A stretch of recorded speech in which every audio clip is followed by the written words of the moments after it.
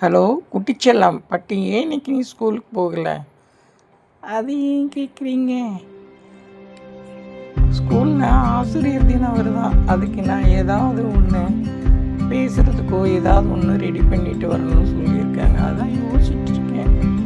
இதில் என்னடா இருக்கு யோசிக்கிறதுக்கு? நான் சொல்கிறத அப்படியே போய் சொல்லு.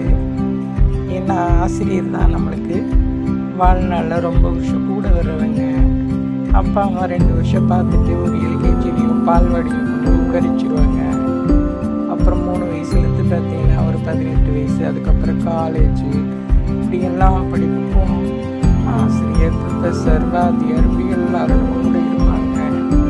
அவங்க தான் குருஸ்தானத்தில் இருக்கிறவங்க.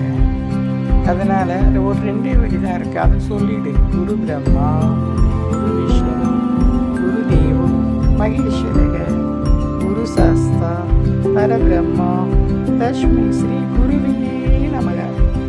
இதெல்லாம் எனக்கு வருமா மம்மி? அப்படியா? அப்போ நீ ஆசிரியரை குலதெய்வமாக நினச்சிட்டு போனேன்னா அவங்க காலில் விழுந்து ஆசீர்வாதம் வாங்கிடு. ஒரு பொக்கி வாங்கிட்டு போய் கொடு, ஃப்ளவர்ஸ் எல்லாம் வாங்கிட்டு போய் கொடு, சாக்லேட் வாங்கிட்டு போய் கொடு. ஆசிரியர் தினத்தன்னைக்கு நீரும் உலகத்தில் இருக்கிற நல்ல விஷயங்கள்லாம் கற்றுக்கிறேன்னு சொல்லி அவங்ககிட்ட ப்ராமிஸ் பண்ணேன். அப்படி ஆசிரியர் என்னம்மா சொல்லி கொடுக்குறாங்கன்னு நீங்கள் பேசுகிறீங்க? அவங்க தாண்டா நம்மளுக்கு எல்லாமே ஃபஸ்ட்டு ஏபிசிடி கிட்ட தருவாங்க. அதுக்கப்புறம் தமிழ்